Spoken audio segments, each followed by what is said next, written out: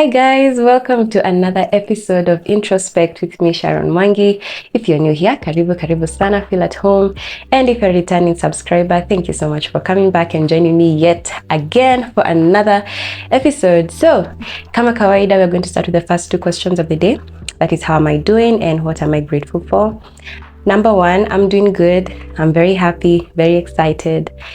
Feeling optimistic, yeah. And also, what am I grateful for? I'm grateful for another new month. I know the month is not like very new, but I'm grateful for a new month. We are done with the first quarter of 2024. This year imekimbia. This year, I don't know why the rush? Why the rush? I don't get it, but we're done in the first quarter and we started the second quarter, so I'm really excited about that. Yeah, so guys, please let me know down in the comments below, how are you doing? How has the first quarter been for you? Yeah, please let me know, what are you grateful for so far? Yeah, just let me know down in the comments below. Let's get into today's video and today's topic. We've been doing a short mini series on the fathers of psychology, or the founding people of psychology. Where did psychology come from? Why is it what it is today? That's what we've been looking at.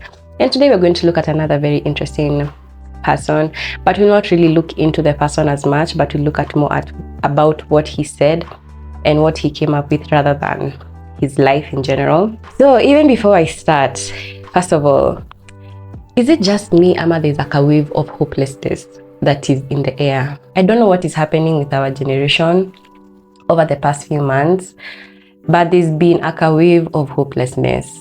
And what I mean by that is, as I've been going through, like scrolling through TikTok and scrolling through Instagram and seeing what some people have to say and what a lot of people are saying about life, I mean, it's so heartbreaking to see that that's what people are going through, and that's what people feel about life right now. But I don't blame them, because the generation we're living in is kind of a very difficult time. It's a very difficult era. It's challenging. We have our own challenges, and it's so heartbreaking every time, like when you enter, like even through and scroll through social media, you're hearing stories of people who, either someone is talking about how relationships are not worth it, or how there are no jobs, or how life is hard, how the economy is hard, or how friendships are not worth it. Like there's so much negativity, and there's just so much toxicity happening right now, which I understand, because the cases of unemployment are probably more right now. The cases of struggling to make ends meet, life is expensive, things are just expensive, taxes are crazy. I mean, it's a very difficult time, especially to be a young person.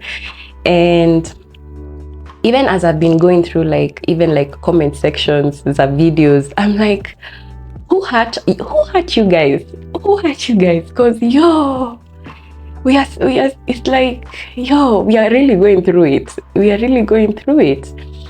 I remember, was it yesterday? I was going through some TikTok videos, and there's this particular one where a lady asked the guys who write in the comment section, guys who are married, to give advice to those guys who are not yet married through the comment sections. And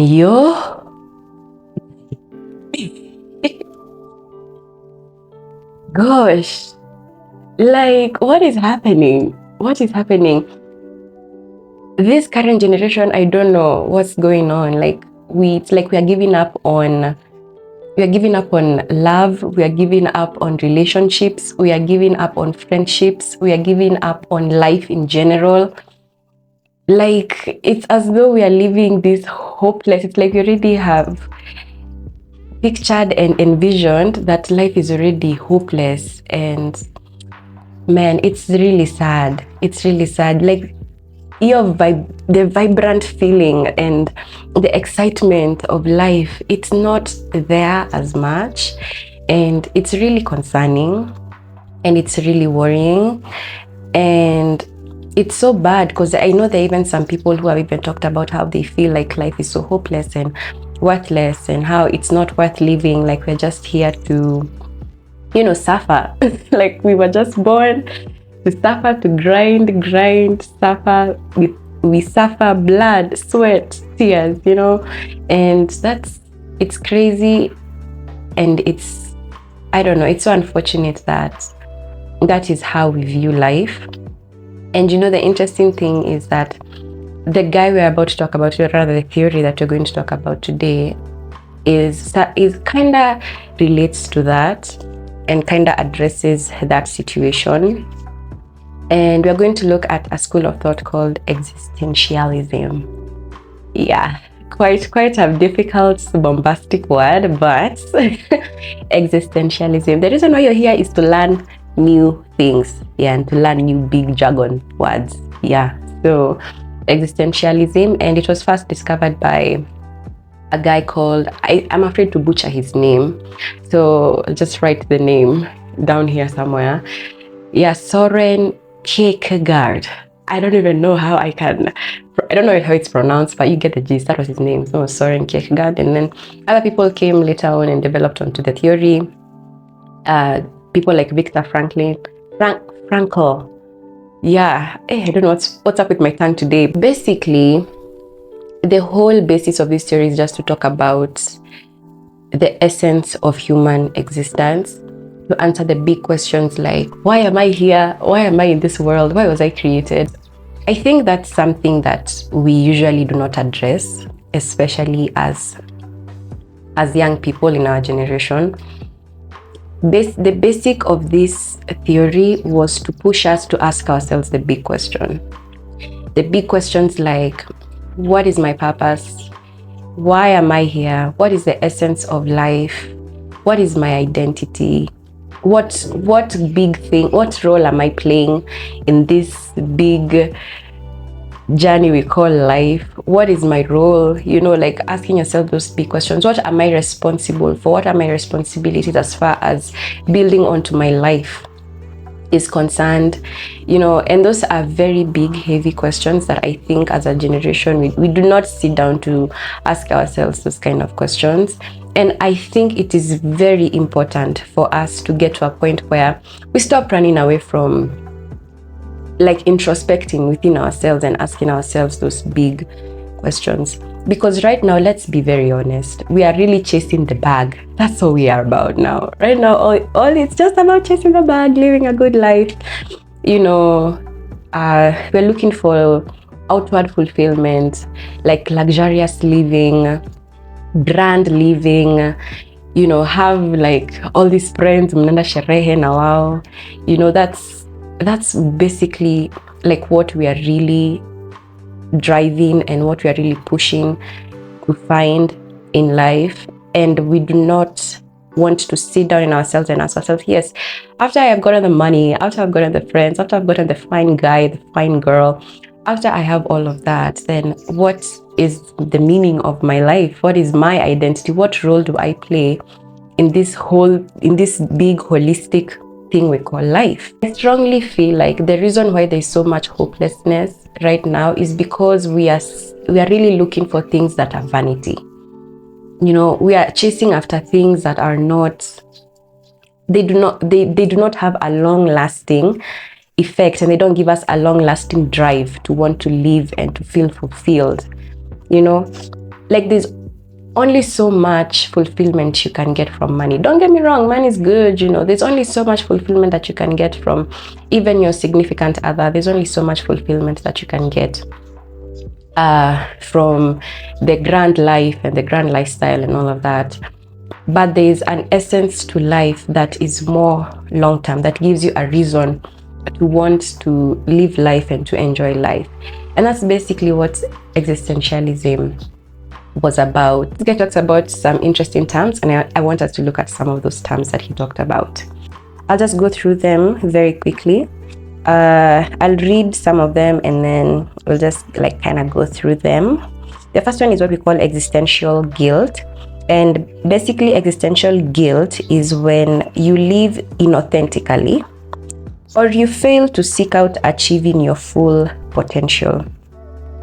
Existential guilt basically is when you know that you're not living the full, authentic life you should be living, and you feel so sad about it. That's existential guilt. Like, you know very well you have no business being with that partner. You know very well you do have no business probably working in that job. You have no business surrounding yourself with those kind of people, but you have chosen to still stick in that situation, knowing very well that whatever situation you're in is hindering you from becoming the best and most authentic version of yourself.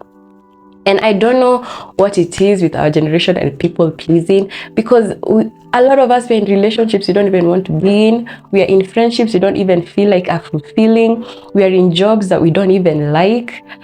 I mean, we are doing courses and we are studying like a whole 8-year course, not because you want it, but just because you want to please others, and you just want to have that this title na uonekane yenyewe huyu ni msomi amesoma, but you know very well deep down inside, you know that's not your authentic self.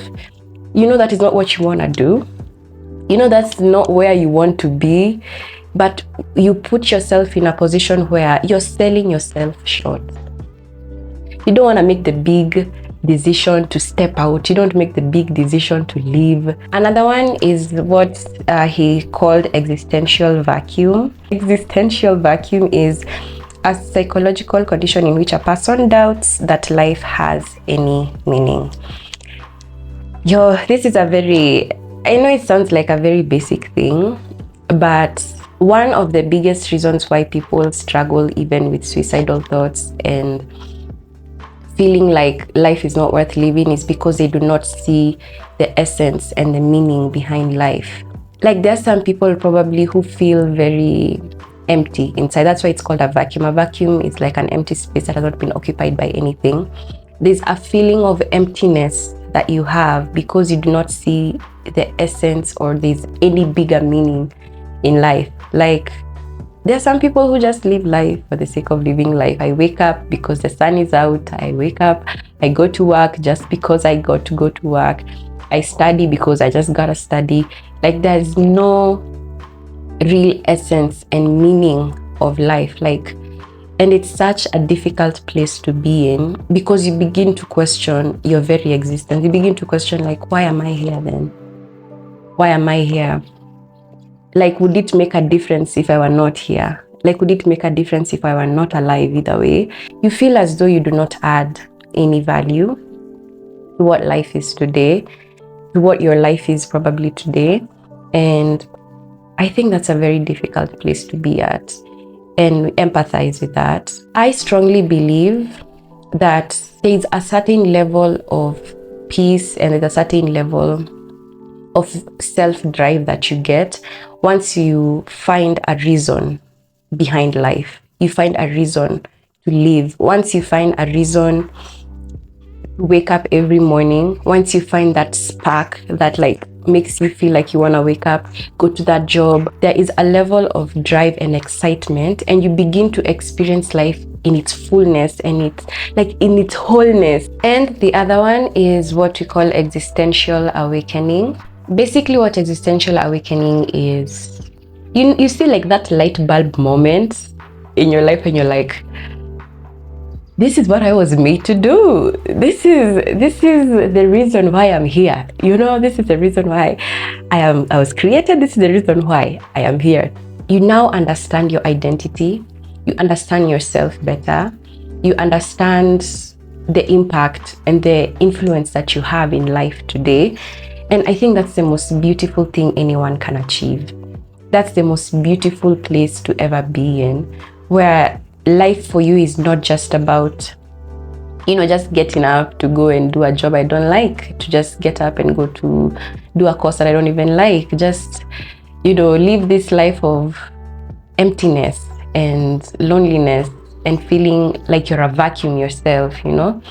But once you find meaning and drive in your life, man, I think that's the best feeling ever. So I recently watched a movie called Barbie, and yes, Barbie, like the Barbie doll. And it was starring Margot Robbie, and it was just basically talking about like a real life Barbie, you know. So I love how that movie was brought out, because it really explains the whole story of existentialism and finding meaning in life. Because all along, this Barbie doll was living in Barbie world and believed that their sole existence was just to give young girls the voice and to make them feel empowered and strong and all of that. And they lived a very good life. Until now Barbie came to the real world and realized that vitu kwa ground ni tofauti. Vitu kwa ground ni very, very different. And the empowerment probably she thought was a reality for everyone. It hit her that not everyone feels empowered. Not everyone feels like they have a sense of control in life. Not everyone feels like they're strong or they're valuable or they're important or they're beautiful and all of that. And it was very heartbreaking, because she was like, okay, then what is my essence of being then? What was I made for? And the song that really illustrated sana, especially during that, when the movie was released, was the song by Billie Eilish, What Was I Made For? And I think those are some of the most profound lyrics. But basically that song just talks about asking yourself the question, like, what was I made for? Like, why am I here? And that is going to be the introspection nini for the day, the introspection question for the day. What were you made for? Why? What is your essence for life? What is your essence for living? What is your purpose? Like, because as a generation, it's not until we find a reason to live that is bigger than just the vanity aspects of life, which is the fleeting short-term goals of wealth and fame and money and boys and girls and men and women and sherehe and partying. Once we find a reason to live life that is beyond the vanity aspects, then it's only then we'll start to really enjoy life in its fullness and to live a more fulfilled, holistic life and to experience the beauty, the true beauty of life, once you find a reason for your existence that is not short-term and that is not vanity. Thank you so much for sticking through the video. I hope you've enjoyed it, and I hope you take the time to go and ask yourself those difficult questions about your existence, about your purpose. Why are you here? Yeah, why are you here? If you have not subscribed, please, pretty please. I mean, I'm a pretty girl, right? So pretty please just subscribe. And I'm looking forward to seeing you guys in the next video, and have a wonderful week ahead. Bye.